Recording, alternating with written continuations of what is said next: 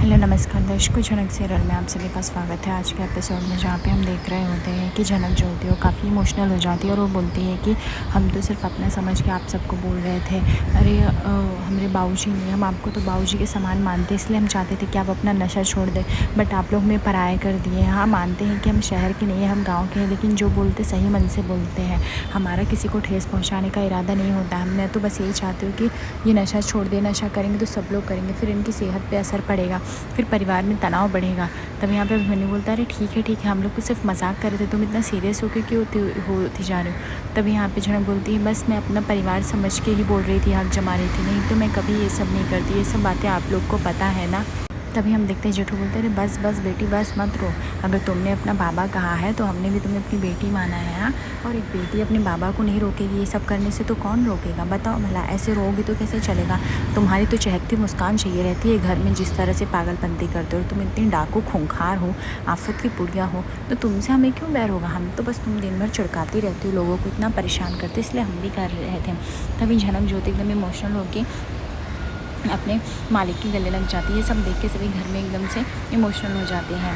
तभी झनक बोलती है, हमारे बाबूजी कभी नहीं थे ना, हमने देखा नहीं, सब माँ ने लालन पालन किया है, पर अगर आप हमारे बाबूजी के समान हम मानते हैं, हम नहीं चाहते आप ऐसा कुछ करो। तभी यहाँ पे उनकी इंदू बोलती है कि ये देखो कैसे 2 मिनट में फट से इमोशनल हो जाती है। तभी मैंने बोलता वही ना, और 2 मिनट में कैसे पूरे घर को सर पे उठा लेती है, पूछो नहीं है। तभी यहाँ पे उसके मालिक बोलते हैं, तुम नहीं चाहती हो तो आज से कोई भी नशा नहीं करेंगे, जिसमें तुम्हारी खुशी है उसमें हम सबकी खुशी है। तभी झनक बोलती सच्ची। तभी वो उसका सेठ बोलता है, हाँ सच्ची, लेकिन तुम्हें भी एक वादा करना पड़ेगा, तुम्हें भी बहुत मन से लगन से पढ़ाई करनी पड़ेगी और यहाँ पे अच्छे से रहना पड़ेगा, यहाँ के तौर तरीके थोड़े सीखने पड़ेंगे। झनक बोलती हाँ मैं सीख जाऊँगी, सब कुछ सीख जाऊँगी, बस मैं नहीं चाहती आप लोग कुछ भी नशा करें, क्योंकि ये काहे कि आप हमारा अभी आप ही लोग परिवार है ना सब कुछ। यह देख के इंदू वगैरह भी इमोशनल होते हैं, लेकिन वह देखती है कि अपने मालिक के साथ काफ़ी इंटरेक्ट हो जाती है, जहाँ पे वो बोलते हैं कि बस ये डिबिया देते हैं और बोलते हैं अभिमन्यु इस डिबिया को जाके फेंक दो, क्योंकि अब ये डिबिया किसी काम का नहीं है। अगर ये डिबिया मैं खाऊंगा तो मुझे मेरी बेटी से किया हुआ वादा झूठा लगेगा और इसकी छोटी सी मुस्कान जो है चेहरे पे चली जाएगी। हाँ, अरे तुम भी तो आज तक मेरी बेटी। तभी झनक बोलती मैं आपकी सगी बेटी तो नहीं। बोलते अरे सगी बेटी का दर्जा दिया, तुम अपना बाबा बोलती तो मैं तो तुम्हें अपना बेटी मान ही सकता हूँ ना, इतना क्या रोती है पगली। दूसरी तरफ हम देखते हैं यहाँ पे अभिमन्यु अपने इंपॉर्टेंट मीटिंग के बारे में बात कर रहा था। तभी अर्शी का गुस्सा फूट पड़ता है और अर्शी वहाँ पे आके टपक पड़ती है और वह अनिरुद्ध से बोलती है, अनिरुद्ध मुझे तुमसे एक इंपॉर्टेंट बात करनी है। अनिरुद्ध बोलता है 2 मिनट होल्ड रखो अर्शी, मैं तुमसे बाद में बात करता हूँ। बट अर्शी की जिद की वजह से अभिमन्यु को अनिरुद्ध को कॉल रखना ही पड़ता है, क्योंकि सुन नहीं रहा होता।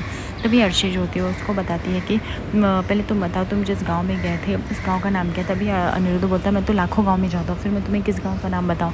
तभी अर्शी बोलती है don't act like smart, okay. मुझे अच्छे से पता है जिस गाँव में ऋषि भी गया था उसी गाँव का, मुझे इनफैक्ट वो गाँव नहीं याद आ रहा, लेकिन वो जाना मेरे लिए बहुत ज़रूरी है। तभी अनिरुद्ध बोलता है तुम्हें क्यों जानना है, मुझे तो ये नहीं समझ में, मुझे याद नहीं है। तभी अर्शी बोलते मुझे झूठ मत बोलो, मुझे पता है तुमको सब पता है। अनिरुद्ध बोलता है जब पता है तो मत पूछो, और वैसे भी वो सब मेरा पास्ट था और तुम उस सबको लेके क्यों कुरती रहती हो, तुम इतना लाइफ में आगे बढ़ चुकी हो अर्शी, मैं तुमसे सवाल नहीं करता, फिर तुम ये सब बातों को बार बार क्यों उठाती रहती हो।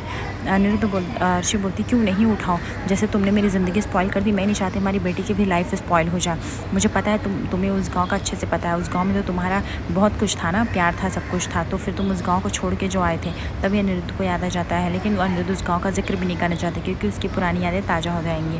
दूसरी तरफ हम देखते हैं यहाँ पे उसके सेठ जी जो होते हैं होमवर्क देते हैं, जहाँ पे झनक को इंग्लिश में इसे लिखने के लिए। झनक जो होती है वो पूरी से कंप्लीट करती है अपनी इंग्लिश के इसे को, और जैसे ही वो अपने मुखिया जी को दिखाती हुई एकदम से खुश हो जाते हैं, बोलते हैं अरे वाह ये लड़की तुम सच में आफत की पुड़िया हो, ये लड़की तो सच में कमाल करती जा रही है। तभी झनक बोलती है अरे बप्पा रे हमने क्या कर दिया ऐसा, आप ऐसे क्यों बोल रहे हो, कुछ गलत लिख दिया क्या हमने। तभी यहाँ पे उसके मुखिया जी बोलते गलत नहीं, तुमने सही लिख दिया। तभी वो सबको आवाज़ देते हैं अरे इंदू तनुश्री सब लोग आओ देखो इस आफत की पुड़िया ने क्या किया, धमाल मचा दिया है। तभी यहाँ पे झनक बोलती है वैसे तो आपने इंग्लिश में इसे लिखने दिया था, जो भी टूटी फूटी आया वही हमने लिखा है। तभी यहाँ पे तनुश्री सब लोग पहुँच जाते हैं, बोलते इसका तो ऐसे तो देखो। तभी यहाँ पे काजू बादाम भी पहुँच जाते हैं, बोलते अरे वाह ऐसे भी लिखा है। तभी यहाँ पे ऐसे पढ़ती तनुश्री बोलती है दादा दिखाइए ज़रा हमको। फिर तनुश्री पढ़ती बोलती है अरे वाह बेटा तुमने तो बहुत अच्छा लिखा, 10th में तुम्हारे कितने मार्क्स आए थे। तभी वो बताती है 94। ये सुनकर सभी लोग हैरान हो जाते हैं और सबको लगता है सच में वाकई ये पढ़ने में कितनी अच्छी है, हमें इसे पढ़ाना चाहिए। तभी तनुश्री बोलती तुम तो पढ़ने में बहुत ही अच्छी हो, फिर तो तुम्हें पढ़ना चाहिए बेटा, तुम्हें इस तरह से घर में नहीं बैठना चाहिए। अगर हम लोग तुम्हें नहीं पढ़ाएंगे तो इससे बड़ा पाप कुछ नहीं हो सकता। एक जो होनहार बच्चा हो उसको पढ़ाने लिखाने में हमें पीछे नहीं हटना चाहिए। तभी देखा तभी यहाँ पे जनक को बोलते तुम सच में हर चीज़ में तुम गुंडागर्दी के साथ साथ तुम्हें पढ़ाई लिखाई भी आती है, तो हमें अब पता चला। तो बोलती हाँ काकी समझे ना, हमको सब कुछ आता है। तभी काजू बादाम बोलते हैं अच्छा तो पढ़ लिख कर क्या बनेंगी। जनक बोलते मैं पुलिस ऑफिसर। तभी यहाँ पे काजू बादाम बोलते ठीक है आज से हम आपको फूल गुंडा बोलेंगे, ठीक है। तभी यहाँ पे सब लोग बोलते हैं अरे ये देखो वो तुमसे बड़ी है, तुम्हें उसको दीदी कहना चाहिए, और ये कैसे बोल रहा है।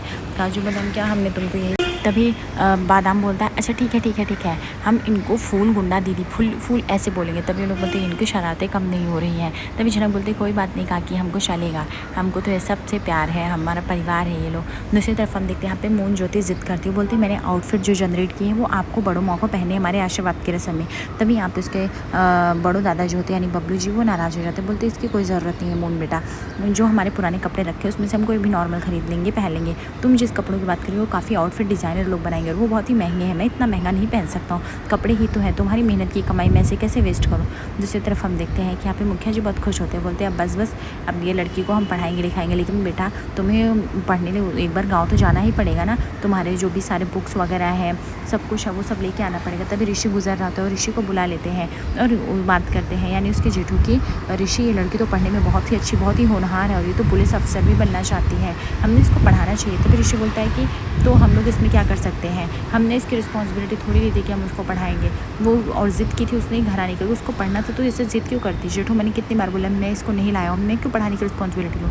तभी बोलते हैं बेटा वो पढ़ी लिखी, तू मत पढ़ा मैं पढ़ाऊँगा, तो इसके साथ एक काम कर गांव जा, गांव से इसके जो भी थोड़े बहुत डॉक्यूमेंट्स हैं वो लेके आ। तभी यहाँ पे ऋषि भड़क जाता है, बोलता है मैं क्यों जाऊँगा डॉक्यूमेंट्स लेके आने, मुझे समझ में नहीं आ रहा मैं क्यों जाऊँ गाँव।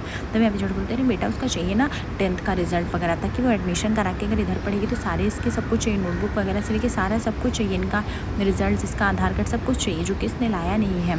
तभी यहाँ पे जनक बोलती इसकी कोनो ज़रूरत नहीं, मैं चली जाऊँगी। तभी यहाँ पे उसके मुखिया जी डांटते बोलते क्या तुम अपने आप को शानी समझती हो, जब देखो तब चली जाऊँगी, ऐसा थोड़ी होता है।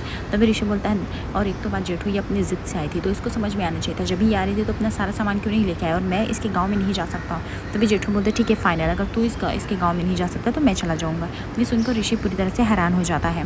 दूसरी तरफ यहाँ पे हम देखते हैं कि मून जो होती है वो आती है कि मॉम डैड मुझे आपसे कुछ बात करनी है। तभी यहाँ पे अनिरुद्ध और अर्शी अपनी बातों को होल्ड पे रख देते। तभी यहाँ पे बड़ोदा बोलते हैं कि देखो लड़की कैसे जिद करे, बोलते बाबा अगर मैंने इनके लिए आउटफिट सेलेक्ट किया तो उनको पहनने में क्या जा रहा है। अनिरुद्ध बोलता बेटा इनकी मत सुनिए, ये लोग तो कहेंगे ही पैसे हैं ये है, तुम्हें जो मन करता है कर लो। तभी यहाँ पे बड़ौदा बोलते हैं अरे ऐसा नहीं है अनिरुद्ध, उसके पैसे वेस्ट होंगे और इतने पैसे एक कपड़े के लिए मुझे ठीक नहीं लगता। दूसरी तरफ अर्शी बोलती है तुम बातों को इग्नोर मत करो, जो मेरी बात थी वो कंटिन्यू करो, मैंने क्या तुमसे पूछा उस गाँव का नाम, लेकिन तुम्हें उस गाँव का नाम नहीं बताना है ना। एक काम करो बेटा मून तुम बताओ ऋषि जिस गाँव में गया था उस गाँव का नाम क्या है। तभी मून बोलती है पर मॉम आपको क्यों जाना है, बोलती बस बताओ मैं बता रही हूँ ना। तभी यहाँ पे मून बोलती है उसका नाम सिमोन बोली, बोलती हाँ बेटा उस गाँव में जाने मत देना, उस गाँव में कुछ मेरी यादें जुड़ी, तुम्हारे बाबा की तो खास कर यादें जुड़ी, मैंने अपनी लाइफ में बहुत कुछ सहा है और बहुत कुछ सहा भी है, इसलिए मैं नहीं चाहती तुम्हारी मैरिड लाइफ है किसी भी लाइफ में प्रॉब्लम है, बस तुम याद रखना कि ऋषि को उस गाँव में तुम्हें नहीं जाने देना है। तभी बोलती हूँ बट मॉम रीज़न क्या है वो तो बताओ।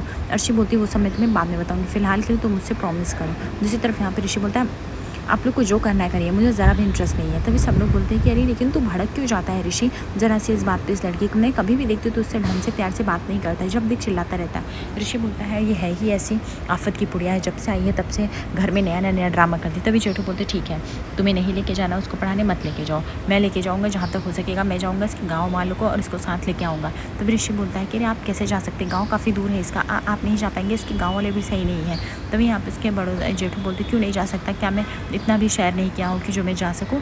तभी यहाँ पे जनक बोलती एक काम करती हूँ ना मैं अकेले चली जाऊँगी, आप बस पकड़ा दीजिएगा। तभी जेठू उसके मना कर देते, बोलते पागल है क्या लड़की, हम तुमको ऐसे अकेले छोड़ देंगे, पता नहीं कहाँ रास्ते में गुम हो जाओगी। ऋषि बोलता है कि बस तुम्हें मिल गई तसल्ली, तुम मेरे घर वालों को इन्वॉल्व करना कब बंद करूँगी, आई डोंट अंडरस्टैंड।